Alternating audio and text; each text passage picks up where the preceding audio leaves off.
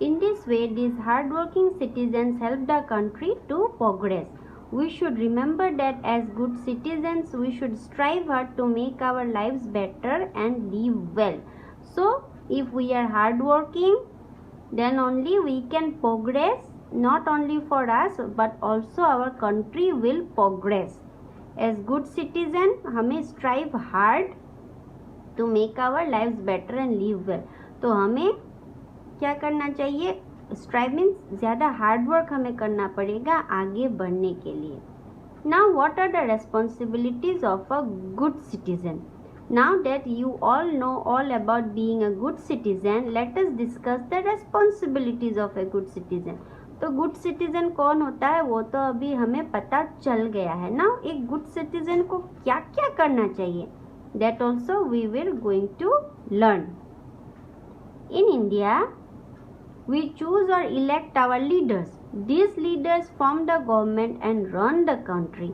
So India में who is the PM of India?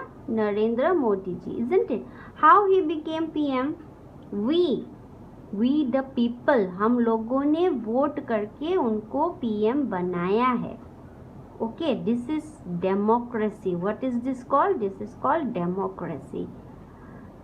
This system of government that is elected by the people, for the people and of the people is known as democracy. Means India के government में क्या चल रहा है? It is government rule is called democracy. क्यों? क्योंकि यहाँ के साथ जो सारे लीडर्स हैं, they are chosen by us. हमने उनको वोट देके बनाया है फॉर द पीपल. और वो क्यों बने हैं? टू हेल्प अस ओनली, हमारे लिए ही वो बने हैं. Okay, to form the government and of the people, वो हमारे लिए ही, हमारे देश के लिए ही, for our country only they are doing all this things. So India का जो गवर्नमेंट है that is democracy. Why it is democracy? Because यहाँ पे लोग अपने आप वोट देके अपना लीडर चूज करते हैं. India is the largest democracy in the world. India का जो डेमोक्रेटिक सिस्टम है, जो डेमोक्रेसी है, वो पूरे दुनिया में सबसे बड़ा है. Because we have so many number of people. The system of choosing और electing our leaders is known as election. वो आपको शायद पता ही होगा that we choose our leaders, है ना. आपके मम्मी पापा या your elders go to vote. What that process is called? That is called election. We elect our leaders using the process of voting. और हम वोट देके हमारा जो leader है उसको हम चुन सकते हैं. All Indians who are 18 years and above are allowed to vote.